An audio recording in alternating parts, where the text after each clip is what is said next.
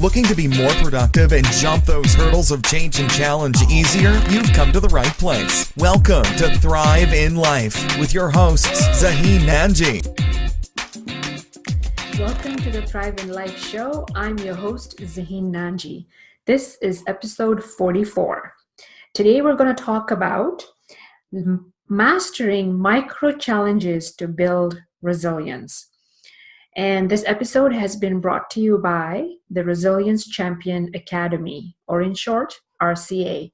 This is where I have courses for you on how to build resilience in any area of your life, whether it's through a 12-month coaching program with me, which is a group coaching program where we cover different topics every month, or it's to do with your health and wellness.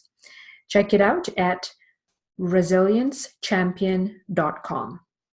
Okay, so today we have a special guest with us, Dr. Linda Hoops. She is a workplace psychologist who is passionate about helping individuals and organizations thrive in turbulence and successfully implement change. She has recently published her second book, Prosilience: Building Your Resilience for a Turbulent World, a practical guide to intentionally strengthening your resilience, which was recently awarded the 2018 EPIC, that's EPIC, Award for Best Nonfiction Ebook. She received her Ph.D. from the University of Tennessee and has spent more than 25 years in the field of organizational change. In addition to her professional background, she draws on interest in music, photography, sailboat racing, and massage therapy to influence her work. I'm going to share with you what we discussed, because what I do usually is I interview the guest and then I do the bio later, as I did today. I just want to share with you what we spoke about. So in the first 5 to 7 minutes, we talked about the 4 building blocks to build resilience. Those are the main ingredients, according to Linda. And then after that, we talked about the definition of micro challenge.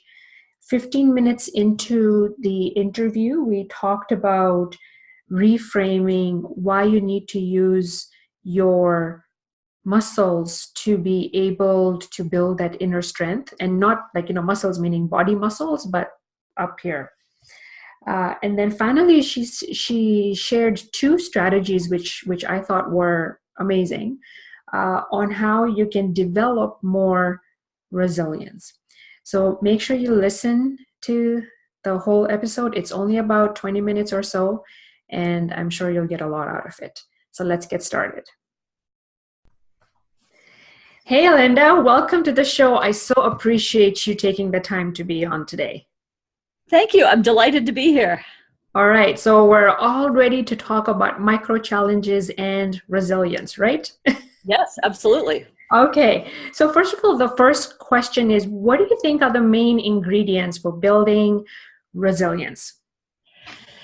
I think that I see 4 building blocks of resilience. First of all, I see resilience as a general capability to deal with a lot of different kinds of challenges, which could be anything from a tornado knocking your house down to losing a loved one to dealing with a surly customer service representative.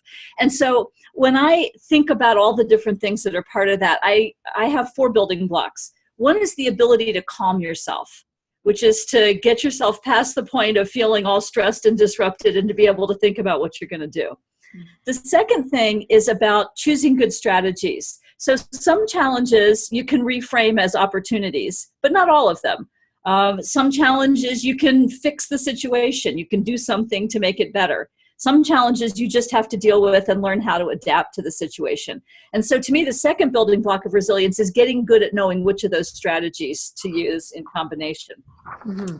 Then I think we have a set of muscles that we use to solve our way through the challenges. Right. And so I have a set of those muscles, including connecting with other people and building effective structures and being creative. And so there's a set of muscles that I think we apply. And then the fourth building block is about managing your energy. So making sure that you have a strong supply of physical, mental, emotional, spiritual energy to draw on as you deal with the challenges. So that's kind of my mental model of resilience, is having all of those things be in place and active as we work our way through life's challenges. You know, I'm so glad you brought up the part about energy, because I can completely relate to that. A few years ago, when I first started out, we had the wellness center, my husband and I actually had another job. I started my speaking career and I was burning out, and I thought, I can handle it. I can handle it. We, as women have this high achiever syndrome, right? I can do it. But I pretty much burnt out. And now I say, please do not do what I did, because you need that energy. You need to nurture yourself. That's an important life lesson, I think. Yes. So you talked about micro challenge as well. What is that, first of all, and how does that relate to this area? Okay. So I talked about the whole range of challenges that we face. And so I have this idea of this landscape of challenges that range everything from really short things to you walk out and there's a flat tire on your car, to long things like you have a child with special needs that you're going to spend the rest of your life needing to invest some energy in. And then challenges also range from ones that we choose. So we choose a challenge when we take a difficult job or decide to have a child or whatever it is. And then there are some challenges that life brings us.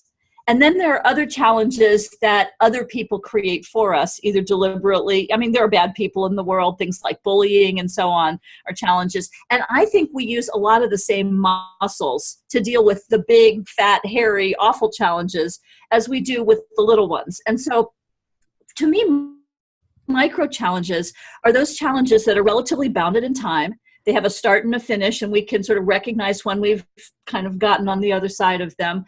And there are ones that are not super overwhelming. So things like traffic and a crying baby and, whatever it might be, there's a lot of evidence to suggest that how we deal with those little challenges is a predictor of how we deal with the big ones. And because we know that our brains can change, I think that these small challenges are a great practice ground for building our muscles for dealing with the larger challenges. So I've been placing a lot of emphasis lately on drawing people's attention to those smaller things as sort of a microcosm of how we are ready to deal with the larger things. So do you then start by just coaching them through as to, okay, how did you handle this, or how can you handle this? Get the strategies in place so that you can understand how to solve the bigger issues? Sort of. I also just sort of see these resilience capabilities as muscles. So the ability to calm yourself, for instance.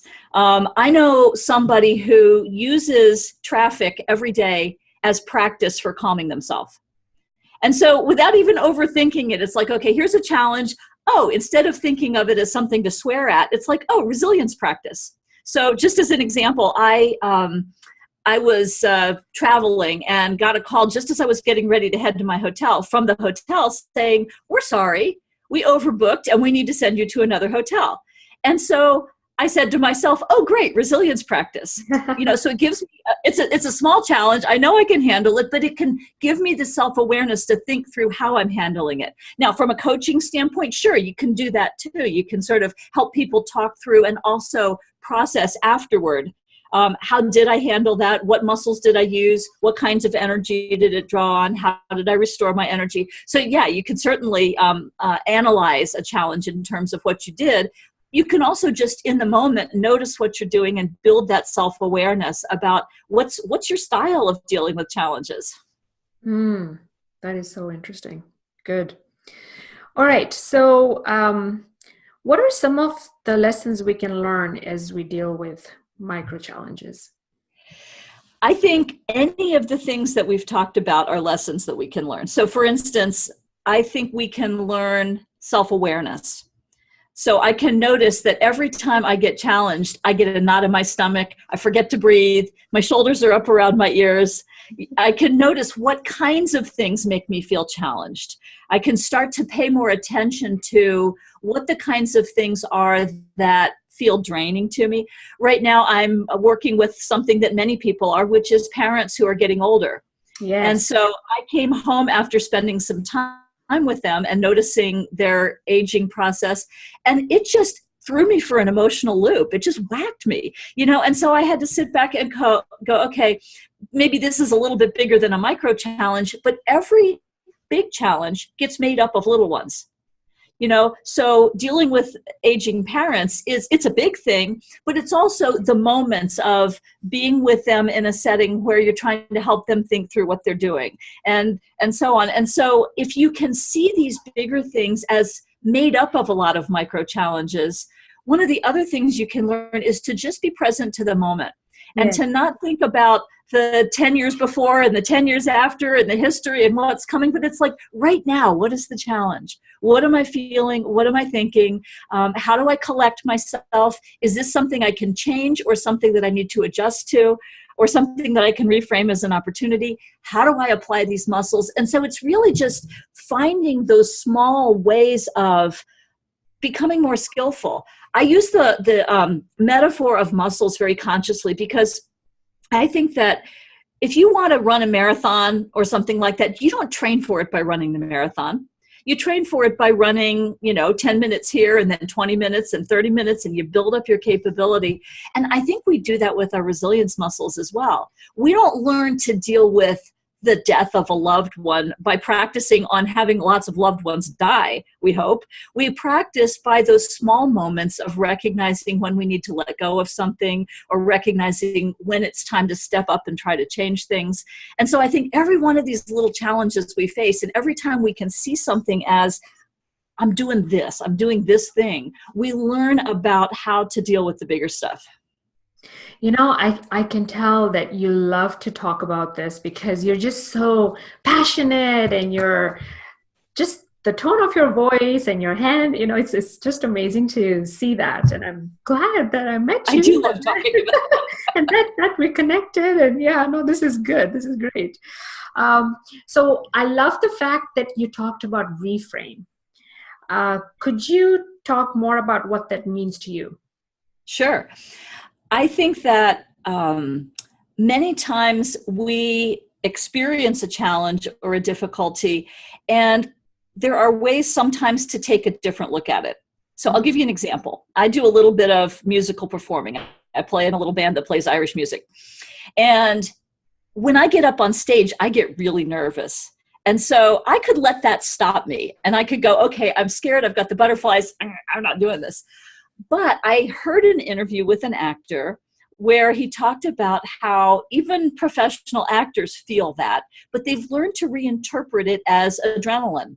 It's just simply the effect of adrenaline on your body that you can interpret as fear, or you can interpret as excitement, or you can just say, oh, there's the adrenaline, I feel that, and use it to charge you up to get out there and do things. And so that's one example of a reframe of seeing something as an opportunity to grow and learn and try something rather than just to get scared about it. Another example that I can think of is I know several people who have survived serious illnesses, serious cancer diagnoses and so on.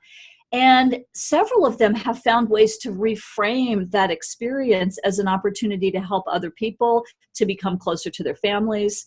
And so it's finding those hidden opportunities in the things that could just look dangerous and awful and terrible. Yes, and I can also completely understand that because I just went through cancer a couple of years ago. And at first, I was in a victim mindset, right? I mean, which is so normal. We kind of go into that mindset. Why me? And I'm healthy. And why did this have to be, But then I quickly had to reframe that. And I used my muscles, like just the way you say, This is practice. This is where you use your muscles. And that's exactly what I did. And I thought, how can I reframe this? And now I use my stories of going through that in my speeches, which helps, where I'm sharing something and I go, this is what happened here. This is what I learned from it. This is how, right? Which is good. So yes, learn how to reframe, people. It's a really important skill. And I think it's wonderful that you're able to convert that experience of yours into not just passion, but having been there. I think it makes a more convincing, I mean, you're more compelling, you're more believable when you have a story of your own to share how you've dealt with this stuff. You won't believe, Linda, but when I do keynotes, I always have stories that I share with each learning lesson, right? And I have a couple of my own, but then I also have a couple of something else, like another business, another organization. But the people that come up to me after will always tell me how the stories that I share that are my own, that they could see themselves in it. They can see how it affects their life in a different way. And it's interesting that, yes, that it's me and I talk about it. It's my emotions that are coming out. So yes, totally agree about that. Absolutely. Okay.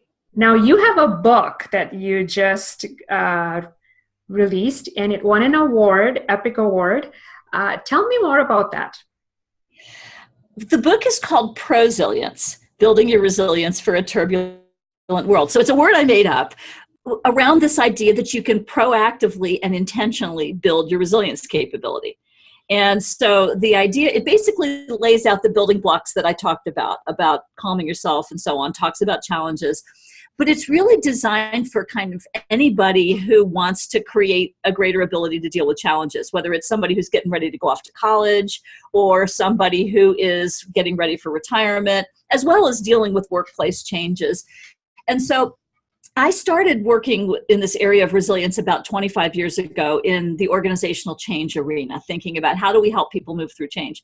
But over the past, 25 years, I've continued to learn. I got certified as a massage therapist. I I traveled more. I've just sort of incorporated a lot of the positive psychology stuff. And so I took the models that I had learned early on and I thought, well, what do I want to say now? How would I tell this story of what I think resilience is in a way that is practical and helpful for people? And so that's what the book's about. It's got a workbook at the end that's got a lot of exercises for people to go through and just sort of work their way through some of the kinds of things we've talked about. Is there a way I can reframe this? What muscles might be helpful here? And so it's like that. But the other thing that became really important to me in this book is the role of energy, which is the fourth building block that I was talking about. And that's something that wasn't in the original work that I had done, but it's become, and maybe it's because of the massage therapy, maybe it's because of all that, I've gotten so much more into the mind-body thing and how our bodies are such an important part of our resilience. It's not just about how we think about things. That's true. Now, where can we get that book? It's on Amazon. Also, there's a prosilience.com website that'll send you a link there. There's an ebook and a printed version of the book, but it's called Prosilience. Prosilience.com. Yeah, and I have that, so I'll have it's that. Just go ahead. Prosilience.com. It's spelled Prosilience. Prosilience. And I'll have that in the show notes. Now, I was wondering, did you want to share any other strategies when it comes to bouncing back or bouncing forward? Sure. So we've talked a lot about micro challenges and the role of just kind of everyday challenges that we meet. But I think that there are two other strategies that we can use to build resilience. One of them is finding exercises to do and building your muscles. Just like a physical trainer would have you do your biceps curls or your push-ups or your leg lifts or whatever it is, I think you can take any one of the resilience muscles and develop habits that will strengthen them. So I'll give you an example. One of the muscles around problem solving that's also useful in reframing is positivity, the ability to spot the positive in a situation without being unrealistically, Pollyanna-ish, but to be able to see the good in things. Well, I think you can build a gratitude practice or some other kind of, the U.S. military does resilience training, and one of their mantras is spot the good. And so I think you can build habits deliberately, just as you would go to the gym, to strengthen those things. And so I think deciding which muscles you want to work on and then figuring out a new habit, like connecting is, I grew up as an oldest child and I'm supposed to know all the answers to everything. And reaching out and asking for help is not my first go-to move when I hit a challenge. But connecting and being willing to reach out and ask for support from people is one of the resilience muscles. And so I'm practicing that and figuring out, how do I build that network? How do I learn to make myself a little bit more vulnerable? And so it's a deliberate practice that's not in the context of any particular challenge. It's just building the muscle, doing that rewiring of the brain, and having that be more available to me. So that's strategy number one, other than micro challenges. The second strategy is finding a resilience gym. I think that we can deliberately put ourselves in the way of situations where we're going to run into challenges that are of the manageable kind that give us a place to practice. So I do some sailboat racing. It's not on any serious level. I go up to the lake, on Wednesday nights we drink wine, we sail, but sailboat racing is a great resilience gym because you can't control the weather.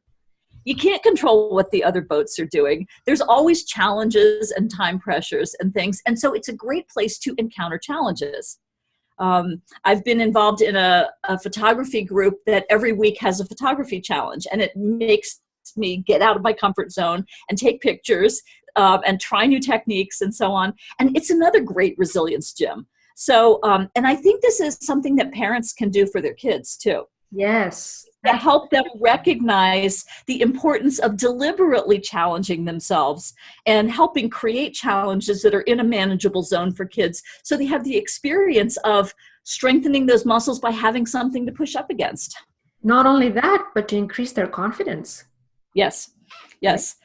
Because that's another, as you know, that's another lesson. As we overcome challenges, we become more confident that we're going to be able to do it the next time. Exactly. Wow. I love that. Put yourself in a resilience gym. I'm going to do that too. More of that now. All right. So can you believe we're having so much fun that we're almost at the end of the podcast? Oh my goodness. Okay. Yes. Well, we're just thriving away here. Okay. So just to recap, we talked about the 4 blocks, or the 4 ways that building you look at blocks. it. Yep. Building blocks. You talked about being calm, having strategies in place, having a set of muscles that you can use, and managing your energy. Yes. Leave the best for last. That's great. Then we talked about, I loved how you talked about reframing, as well as the last 2 strategies, which is exercises like gratitude, spotting the positive, as well as putting yourself in a resilience gym. Well, Linda, wow, I have learned so much from you, even though I talk on this topic, but I'm always learning from every guest that comes on to the show. I'm always learning, and I've learned something new from you. So thank you so much for inspiring us and for sharing your knowledge. Oh, it's my pleasure. This has been delightful. And how can people get a hold of you? So my company is resiliencealliance.com, and people can come find, there's a contact form on the website. That's probably the best way to do it, resiliencealliance.com. And I'm also on LinkedIn. I'm happy to connect with anyone who's interested around this. And I also, there's a webinar I recorded that basically covers some of the key points from my book. It's called From Resilience to Prosilience. It's out on Vimeo. And if you want, I'll give you the link, and you can make sure to include that with this, so that if people want to learn more, they can go do that. Wonderful. I will put that in the show notes as well. Well, okay, cool. there you heard it. We have got so much information, and she's still willing to share. So thank you, Linda. And this is Thrive in Life. Make your life count. Bye now. Bye-bye. Thanks so much for listening to Thrive in Life with your hosts, Zaheen Nanji. For more great content and to stay up to date, visit ZaheenNanji.com. That's ZaheenNanji.com. We'll catch you on the next episode of Thrive in Life.